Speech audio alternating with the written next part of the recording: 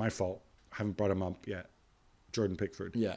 And, okay, so the save, I think he made at least 3 incredible saves. Yeah, he did, yeah. The best one, probably the one that got the least attention, the one, I forget who the shot is, from the edge of the box where he tips it over the bar. Yeah. I thought that was probably the best of 3. The other 2, one, yeah. the most spectacular is clearly when he goes, when Aspilicueta, over and... Yeah, the ball hits the post on one side, he dives, gets up, sprints across, and then the ball comes back in, and he puts it away. Equally, though, you praise him for being so quick to get back up and get across. Equally, though, I think it's what every keeper would have tried to do, and he was able to pull that off. For me, the bravest was the one where he gets hit in the face. Because in those situations, all you want from your goalkeeper is make yourself as big as possible. And we all laughed, oh, look, it's come off his noggin. But he's always been brave. Sometimes maybe too brave. That has been maybe the limit. I just thought that was tremendous. That is the kind of thing that really gives your teammates a lift. And if they stay up, this is where they have to look for when the season turned completely. Yeah. Thank him. You know my feelings after that Van Dijk tackle.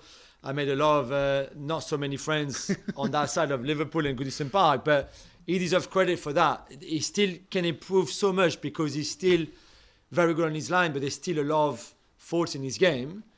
But when he's on that kind of a mission, it was fantastic. I mean, the celebration after the Aspilicueta save, like half Peaky Blinders, half Conor McGregor, was fantastic as well. But this is the persona, this is the character. And again, I go back to what we said at the beginning. You won this game on character more than anything else. And you know what? There was a time where I thought, before the United win, Lampard said, we need to fight and we need to do this. And I was like, you need to win. You need to play well to win games. This is what you have to do. You're a coach. But maybe they don't need to play well. Maybe they just fight between now and the end of the season and they're going to stay up. Maybe that's enough. Maybe that's what they need even.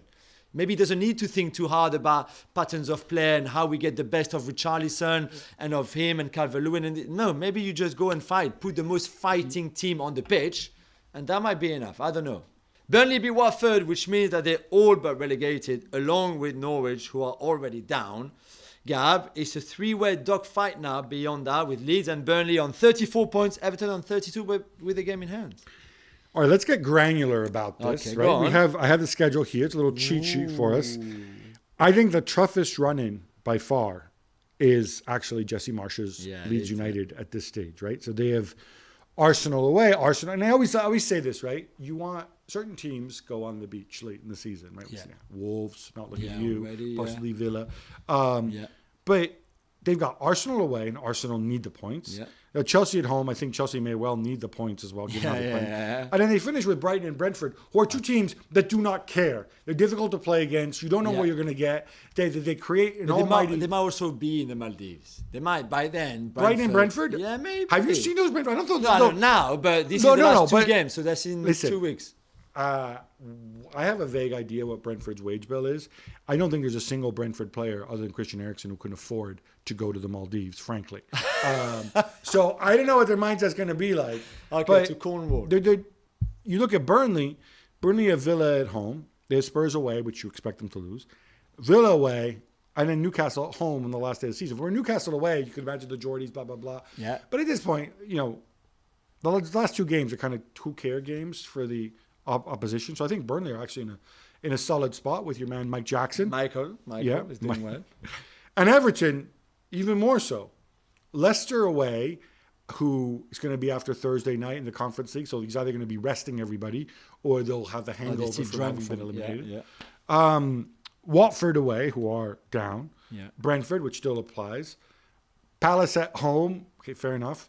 And then Arsenal away, and Arsenal will probably still be needing points to go for top 4. So you're saying that Everton are going to stay up, and then who do you pick between Burnley and Leeds? Don't tell me Jesse Marsh is going to go down. I don't want to believe that, but when I objectively, let me say this. Jesse Marsh, I think, has the toughest task at this stage out of all of them.